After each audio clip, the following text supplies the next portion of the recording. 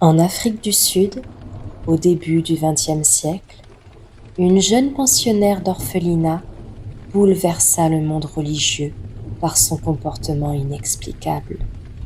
Entre convulsions, voix venues d'ailleurs et forces surhumaines, son histoire reste l'un des cas d'exorcisme les plus terrifiants jamais rapportés. Installez-vous et faisons face ensemble au comble de l'horreur. L'orphelinat de Saint-Michael, perdu dans les collines verdoyantes du Natal, en Afrique du Sud, abritait une centaine de filles recueillies par les missionnaires catholiques. Parmi elles se trouvait Clara Germana Célé, une adolescente de 16 ans, née dans une famille zoulou et confiée très tôt aux religieuses. Clara était une jeune fille vive, dotée d'un esprit curieux et d'un tempérament parfois obstiné. Ses camarades la décrivaient comme volontaire et fière, rarement soumise et capable d'élans de générosité inattendus. Dans la cour, elle aimait rire franchement et son sourire lumineux contrastait avec son regard sombre et intense. Aux yeux des sœurs, Clara demeurait une élève appliquée, mais imprévisible. Elle se montrait sérieuse au cours de lecture et de catéchisme, mais pouvait soudain s'évader dans ses pensées, le regard perdu par la fenêtre. Elle participait aux travaux collectifs, couture, lessive, cuisine, avec une énergie parfois excessive, comme si elle voulait prouver sa valeur. Le soir, dans le dortoir, plusieurs pensionnaires chuchotaient qu'elle faisait souvent des rêves agités. Il lui arrivait de se réveiller en sursaut, la respiration haletante, et de fixer le plafond comme si elle cherchait à déchiffrer une présence invisible. Mais au matin, elle reprenait son rôle de jeune fille joyeuse, bavarde, un peu moqueuse, et nul n'y voyait encore un mauvais présage. Ce portrait contradictoire, une élève disciplinée mais d'une intensité troublante, la rendait singulière au sein de Saint-Michael. Pour les sœurs, elle incarnait une âme à la fois prometteuse et difficile à canaliser. Pour les autres filles, elle était à la fois amie, rivale et sujet d'admiration. À cette époque encore, Clara demeurait une adolescente comme les autres, avec ses qualités, ses excès et une force de caractère qui la distinguait. Personne n'imaginait que cette vitalité allait bientôt se transformer en quelque chose d'incompréhensible et d'effrayant. Ce fut au cœur de l'hiver 1906 que les premiers incidents troublants apparurent. Dans la chapelle de l'orphelinat, la lumière filtrait à travers les vitraux ternis, jetant des éclats rouges et bleus sur les visages des pensionnaires. Les filles chantaient, leur voix encore hésitante, lorsque Clara se raidit brusquement. Ses mains tremblaient contre le bois du banc, son visage se contractait. Un murmure parcourut les rangées. On crut d'abord à un malaise, mais soudain, Clara poussa un cri si perçant que toutes s'arrêtèrent net.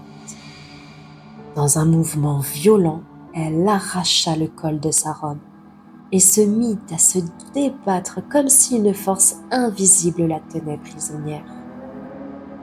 Puis, dans un élan incompréhensible, elle se jeta nue dans l'allée centrale.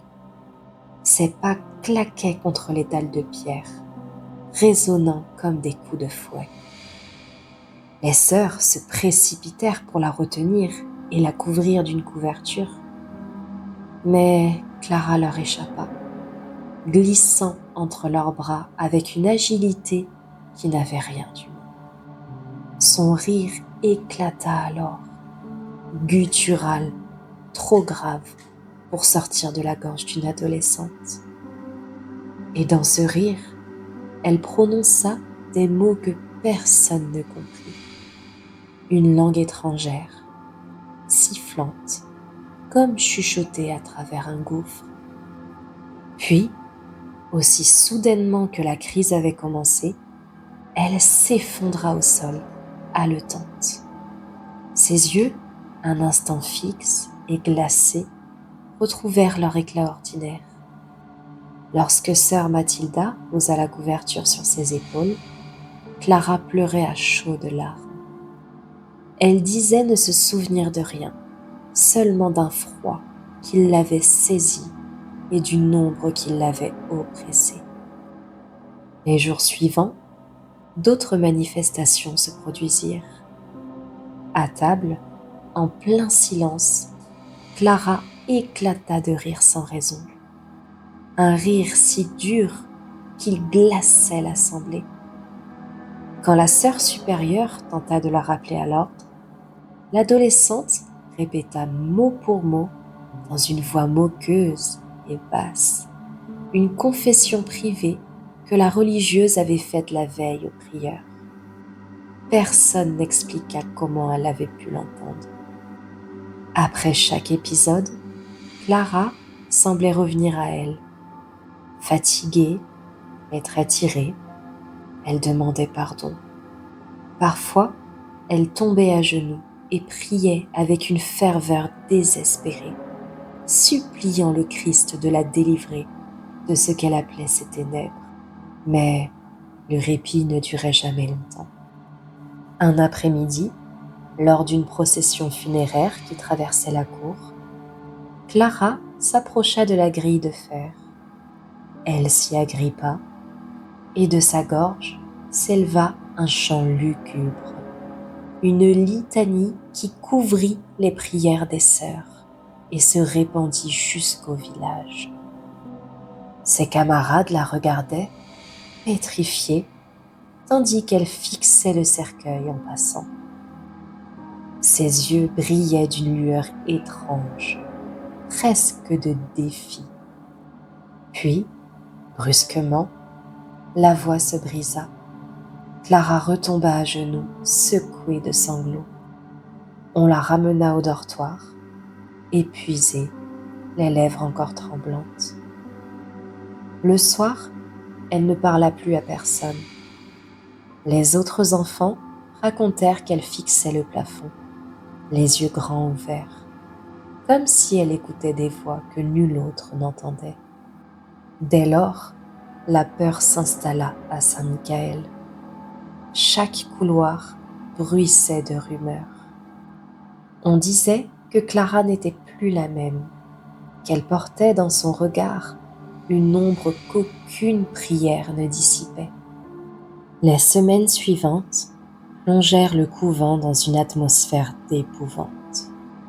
Chaque jour apportait son lot d'événements impossibles. Clara, autrefois fragile après ses crises, ne semblait plus connaître la fatigue. On la retrouvait parfois perchée sur les poutres du dortoir, comme un animal acculé, observant les autres pensionnaires avec des yeux brillants. Nul ne comprenait comment elle avait pu grimper là-haut. Les repas tournaient à l'horreur. Assise au réfectoire, elle éclatait soudain d'un rire sinistre, puis imitait à la perfection la voix des sœurs présentes, comme si plusieurs personnes parlaient à travers sa bouche. Le pain consacré, lorsqu'on tentait de le lui faire avaler, la faisait hurler, comme si on l'avait brûlée au fer rouge. Une nuit, alors que le silence régnait, un cri inhumain retentit dans les couloirs. Les religieuses accoururent et trouvèrent Clara étendue sur le sol, ses bras tordus dans une posture contre nature, les lèvres ensanglantée. Pourtant, lorsqu'elles tentèrent de la relever, elle bondit d'un coup sec et projeta 2 d'entre elles contre le mur. L'inquiétude devint panique lorsque Clara se mit à proférer des menaces dans un latin que personne ne lui avait jamais appris. Elle promettait la damnation, révélait les péchés cachés et ricanait en entendant les prières. Le couvent, jadis havre de paix, ressemblait désormais à une maison assiégée par une présence démoniaque. C'est alors que Mère supérieure, brisée par l'angoisse, prit la décision ultime: appeler 2 prêtres expérimentés pour un examen officiel. Le père Erasmus, réputé pour sa sévérité, et le père Mansueti, connu pour son calme et sa piété, acceptèrent de venir.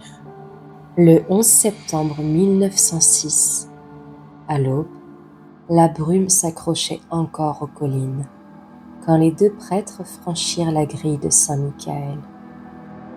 Le couvent semblait retenir son souffle.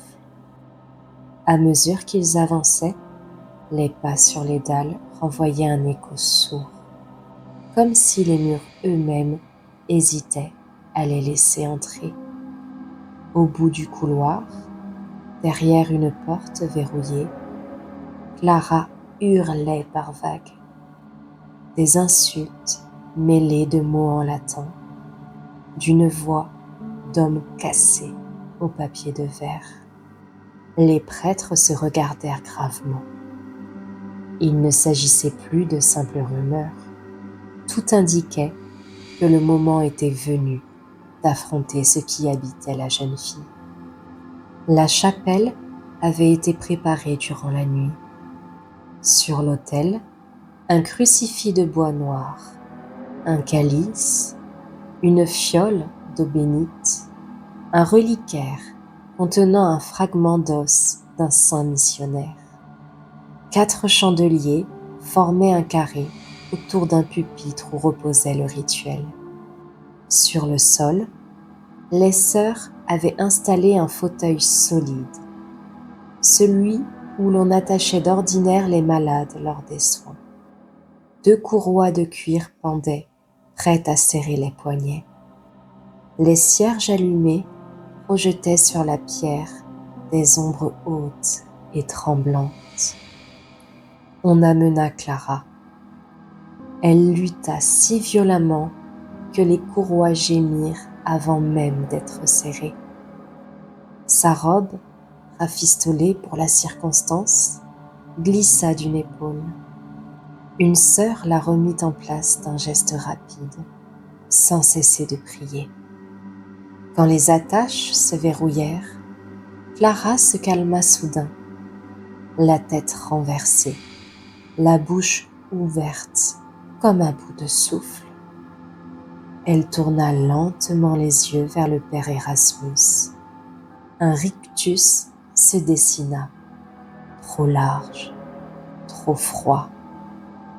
La voix du prêtre s'éleva, commençant la prière, accompagnée par le murmure des religieuses agenouillées dans les bancs. L'aspersion d'eau bénite ouvrit le combat. Aux premières gouttes, Clara se tortilla comme brûlée vive. Une odeur fauve, mélange de sueur, de cire et de quelque chose de plus âcre, s'épancha dans l'air. Elle cria, mais le cri se brisa à mi-parcours. Ce n'était plus l'adolescente qui parlait. Elle se mit à parler en français écorché. Sa voix avait le grain d'une voix de vieillard. Le père Mansueti ne sia pas. Il posa sa main sur la relique et entonna la litanie des saints. À chaque nom, Clara répondait par un ricanement ou par un souffle sifflant. comme si on lui pressait la poitrine. Par instants, une langue inconnue jaillissait, gutturale, irrégulière. Puis, un latin étonnamment net, ponctué de railleries. Les sœurs se regardèrent, pétries d'effroi. La première heure s'écoula dans cette alternance. Prière en montée, résistance qui se cabra, puis retomba. Clara tordait les sangles. On entendit le bois du fauteuil geindre, puis claquer. Deux religieuses tenaient ses épaules, une autre son front pour l'empêcher de se cogner. Parfois, ses muscles se relâchaient d'un coup. Elle retombait au fond du siège, la tête ballante, haletante. Alors, on crut la crise passée, mais ses paupières se soulevaient à demi, révélant un regard vitreux, sans pupille apparente. Et la voix revenait, grave, ricaneuse, se moquant du prêtre. Le père Erasmus accéléra le rituel majeur. Il leva le crucifix et Clara poussa un rugissement si bas que les vitraux vibrèrent imperceptiblement. Les flammes des cierges se couchèrent toutes du même côté, comme sous un vent invisible. Sœur Angeline, qui tenait l'eau bénite, sentit ses doigts s'ankyloser. Elle déglutit et continua de prier. La deuxième heure attaqua l'endurance. La voix de Clara changea par saccades, une tessiture d'enfant, douce et suppliante. « Mère, je n'ai pas froid, je veux dormir. » Puis, sans transition, un timbre d'homme, rauque, chargé de haine, qui se vanta de la contrôler. Le contraste fendit l'assemblée. Plusieurs sœurs fondirent en larmes. Mansuéti leur fit signe de tenir. « N'arrêtez pas de prier. » Les phénomènes physiques s'intensifièrent. Les courroies couinèrent à la limite de la rupture. Les doigts de Clara, déformés par la crispation, grattèrent le bois en laissant des traînées blanches. Sa respiration devint sifflante, puis se coupa net pendant quelques secondes, au point que deux sœurs crurent la voir mourir. Au même instant, un martèlement sec, comme des pas au-dessus des voûtes, courut de l'entrée jusqu'à l'autel. Les prêtres ne levèrent pas les yeux. Pour la troisième heure, le père Erasmus ouvrit le flacon d'huile des catéchumènes et traça sur le front de Clara un signe de croix. À ce contact, son corps se souleva, raide comme une planche, sans que les courroies ne se tendent davantage. Lévitation faible, à peine l'épaisseur d'une main, mais assez pour blanchir le visage de sœur Thérèse. La tête de Clara se tourna alors lentement, beaucoup trop lentement, jusqu'à ce que son regard fixe vienne affronter le prêtre. Son sourire se coupa en deux, révélant des gencives livides. L'entité affirma qu'elle possédait Clara depuis le 14e jour, et sans même lui laisser finir sa phrase, le prêtre invoqua le nom du Christ et exigea qu'elle lui donne son vrai nom. Mais la présence se contenta de répliquer qu'il n'avait qu'à la deviner lui-même. La bouche demeura ouverte, mais le son se déplaça, non plus dans la gorge, mais dans la pièce elle-même, comme si les pierres parlaient. L'écho refluait et revenait par vagues, heurtant la nef. Une odeur de soufre, fugitive, apparut puis disparut. On entendit un craquement près du pupitre. La bougie de droite coula d'un trait, la cire éclaboussant la nappe d'autel. Mansuéti changea de place sans interrompre sa lecture. Un instant, la voix de Clara se tut. Elle laissa venir un chant presque mélodieux, étrangement beau, sur quelques notes descendantes. Le contraste prit tout le monde de court. Même Erasmus marqua une fraction d'arrêt. Alors, la voix se déchira en un hurlement qui fendit la scène comme on fend un tissu tendu. La 4e heure usait les hommes. La soutane d'Erasmus, trempée de sueur, lui collait au dos. Ses mains ne tremblaient pas, mais sa respiration était courte. Mansuéti, plus jeune, poursuivait d'une voix régulière les prières d'adjuration. À chaque exit, les muscles de Clara se tendaient, puis retombaient en série de spasmes. 2 religieuses durent être évacuées quelques minutes pour reprendre leurs esprits. On les remplaça par 2 autres, livides mais déterminés. Alors, sans prévenir, Clara changea de stratégie. La moquerie cessa, une voix très claire, sa voix à elle, coula sur l'assemblée. « Mon père, j'ai mal, je promets d'être sage, je promets. » Le père Mansuéti ferma les yeux une seconde, comme pour écouter au-dedans. Quand il les rouvrit, il planta le crucifix devant Clara. « Tu n'es pas Clara. » Le visage se tordit et une salive noire remonta au coin de la bouche avant de glisser sur son menton. Le sourire revint lentement. La voix, la vraie, grave, minérale, répliqua, syllabe après syllabe. « Tu veux la vérité ? Elle mentait déjà avant moi. » Un frisson parcourut les bancs. Les sœurs prièrent plus fort, étouffant leurs sanglots. Sur l'autel, la relique parut tiédir au toucher. Erasmus raffermit sa prise et revint à la conjuration. La 5e heure s'ouvrit comme un abîme. Le vent s'engouffra par une meurtrière, fit vaciller les cierges. Clara, elle, ne clignait plus. Son regard demeurait fixe, brillant d'une lueur vitreusement humide. Les muscles de son cou saillaient. Elle se mit à murmurer très vite, en une langue que personne n'identifia. Erasmus continua à lui demander son nom, d'un ton qui ne souffrait aucune réplique.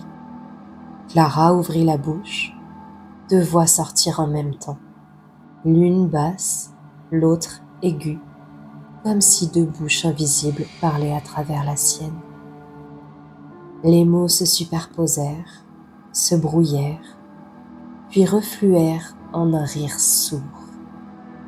Mansuéti, sans hausser le ton, recommença la litanie à partir des archanges. Ah, sancté Michael, Clara se contorsionna si violemment que les sangles laissèrent une marque rouge au poignet. Une odeur de peau chauffée monta, écœurante. Le temps perdit ses bornettes. On ne sut plus s'il faisait encore matin. Dans la nef, seul le rythme des prières disait l'écoulement des minutes. Les réponses de Clara se firent plus rares, plus lourdes, comme si parler lui coûtait. Son souffle, en revanche, grondait. On l'entendait jusque sous les bancs. Erasmus se pencha vers Mansuéti, très bas. « On tient, on va resserrer. » Il plaça la relique sur la poitrine de Clara. Le contact déclencha une secousse étonnamment brève, mais si intense que le fauteuil craqua comme si une fente s'ouvrait dans le bois. Clara retomba, la tête de côté, les yeux mi-clos. La scène entra alors dans un silence plein, lourd, vibrant, qu'aucun des témoins n'oublia jamais. On aurait entendu une épingle tomber. Même les cierges semblèrent se redresser, comme si l'air retenait sa respiration. Père Erasmus, le front trempé de sueur, avait annoncé d'une voix ferme: « Maintenant, tu vas parler. » Alors, Clara fut secouée par une convulsion si violente que les cordes se tendirent au point de menacer de céder. Son corps maigre se cambra, se tordit, soulevé par une force qui n'était plus la sienne.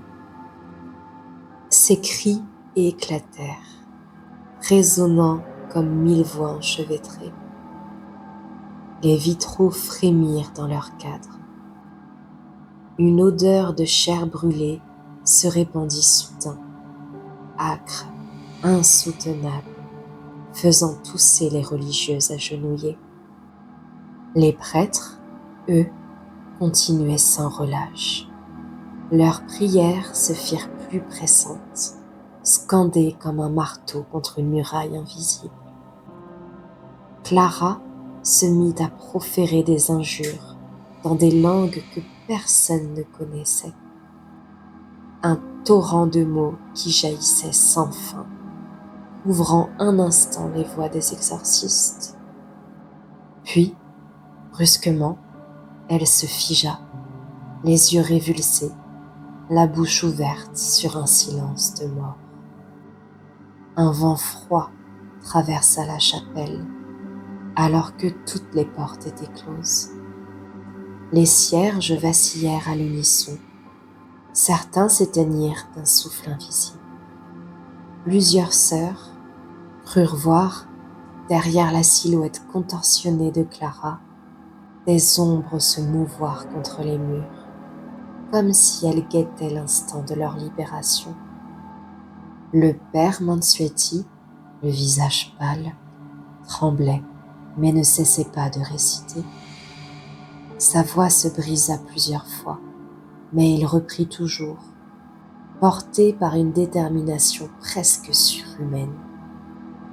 Le père Erasmus, lui, leva le crucifix plus haut encore, l'enfonçant devant les yeux de Clara, qui, aussitôt, poussa un hurlement si perçant qu'il fendit l'air comme une lame.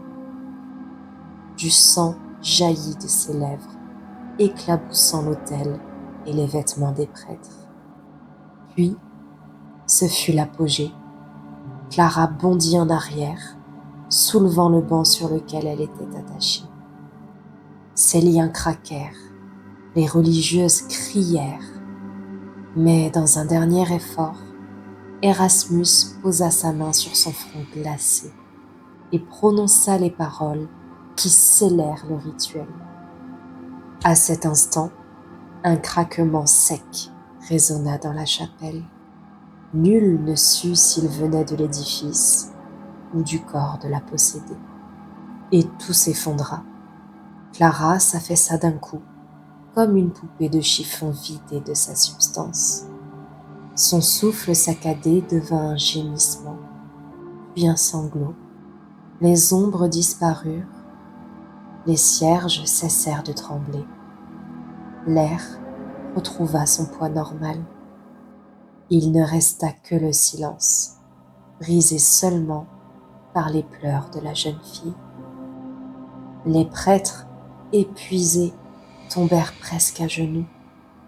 Les sœurs, pétrifiées, n'osaient approcher. Il fallut de longues minutes avant que l'une d'elles, courageuse, s'avance pour desserrer les cordes et relever Clara. La jeune fille ouvrit les yeux, deux prunelles claires, vides d'hostilité, ruisselantes de larmes. Elle murmura faiblement: une voix redevenue humaine, des mots de pardon que tous comprirent sans peine. Le 11 septembre 1906, au pensionnat de Saint-Michael, l'exorcisme prit fin dans un épuisement collectif. Mais chaque témoin sut qu'il ne pourrait jamais oublier ce qu'il avait vu. Dans les heures qui suivirent le rituel, le pensionnat retrouva un calme fragile. Clara demeurait étendue, le souffle court, mais ses yeux, apaisés pour la première fois depuis des mois, rassuraient les sœurs qui veillaient auprès d'elle. Dans les couloirs, on parlait déjà d'un miracle. Les religieuses se surprenaient à sourire de nouveau. Certaines pensaient que l'épreuve avait enfin pris fin. Le silence revenu avait la douceur d'une trêve, et durant plusieurs jours, chacun voulut croire à une délivrance définitive. Mais cette accalmie n'était qu'un voile. Moins d'une semaine plus tard, les premiers signes réapparurent. Clara, d'abord nerveuse et agitée, sombra à nouveau dans des crises incontrôlables. Ses paroles devinrent plus sombres, ses cris résonnèrent une fois encore dans les couloirs du couvent. Les sœurs, terrifiées, comprirent qu'il ne s'agissait pas d'un simple retour de maladie, mais bien d'une rechute du mal qui l'avait déjà terrassée. L'espoir s'effondra brutalement et l'annonce fut envoyée au prêtre. Il fallait revenir sans délai. Le second exorcisme débuta dans une atmosphère d'épuisement et de résignation. Les prêtres, déjà marqués par l'épreuve précédente, savaient qu'ils entraient dans un combat qui durerait plus longtemps. Pendant plusieurs jours, dans une chapelle saturée d'encens et de prières, Clara fut à nouveau contrainte par des religieuses tremblantes. Les phénomènes étaient moins spectaculaires que lors du premier affrontement, mais la résistance du démon semblait s'étirer dans une obstination cruelle. Les heures passaient, les voix de l'enfant changeaient puis s'éteignaient, comme si l'emprise se fissurait peu à peu. Enfin, après cette lutte prolongée, la jeune fille s'effondra dans un silence définitif. Lorsque ses yeux s'ouvrirent, il n'y restait que fatigue et larmes. Plus de ricanements, plus de convulsions. Les sœurs n'osaient y croire, mais cette fois, les prêtres assurèrent que l'emprise avait cédé. Clara resta longtemps alitée, fragile, mais redevenue elle-même. Son rire discret, risé mais sincère, réapparut parmi les orphelines, et ce son réchauffa les murs glacés du pensionnat.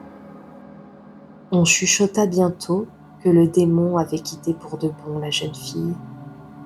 Pourtant, personne n'oublia les jours de ténèbres qui avaient marqué Saint-Michael, ni les 2 rituels qui avaient coûté tant d'efforts et de larmes. Clara, sauvée, mais changée à jamais, vécut avec cette cicatrice invisible que seule la foi semblait pouvoir apaiser. Plus d'1 siècle s'est écoulé depuis les cris de Clara Germana scellés dans la chapelle du couvent. Pourtant, son nom continue de hanter les récits consacrés aux possessions démoniaques. L'affaire, consignée dans les archives missionnaires, a été reprise au fil des décennies par des religieux, des historiens et des chroniqueurs du paranormal. Aujourd'hui encore, son histoire est citée comme l'un des cas d'exorcisme les plus impressionnants jamais rapportés en Afrique. Mais avec le temps, la légende s'est mêlée aux faits.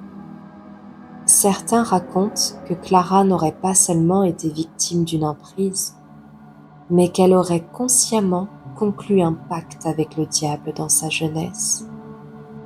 D'autres évoquent des visions de bêtes monstrueuses apparaissant dans sa chambre, ou encore des ombres fuyant les murs du pensionnat le jour de sa délivrance. Ces versions, amplifiées de génération en génération, brouillent la frontière entre témoignages religieux et folklore local. Pour les uns, l'affaire Clara Germana est la preuve tangible de l'existence du mal et de la puissance des rites de l'Église. Pour d'autres, elle incarne la manière dont la foi et la peur peuvent façonner une réalité collective. Ce qui est sûr, c'est que l'histoire a profondément marqué la mémoire des lieux et qu'elle continue de fasciner ceux qui s'intéressent aux récits d'exorcisme. Aujourd'hui, les murs du couvent de Saint-Michael portent toujours le poids du passé, mais seuls les échos des prières persistent dans les mémoires. Clara, elle, s'éteignit malheureusement à peine quelques années plus tard, en 1912, d'une insuffisance cardiaque à l'âge de 22 ans. Elle demeura pour certains une âme sauvée, pour d'autres une âme perdue, marquée à jamais par l'ombre de ses tourments. Et c'est ainsi que l'histoire de Clara Germana Célé, oscillant entre foi et effroi, entre archives et légendes, s'est inscrite pour toujours parmi les récits les plus troublants de possession et d'exorcisme. Une histoire que le temps n'a pas effacée et qui continue de résonner comme un avertissement venu des ténèbres.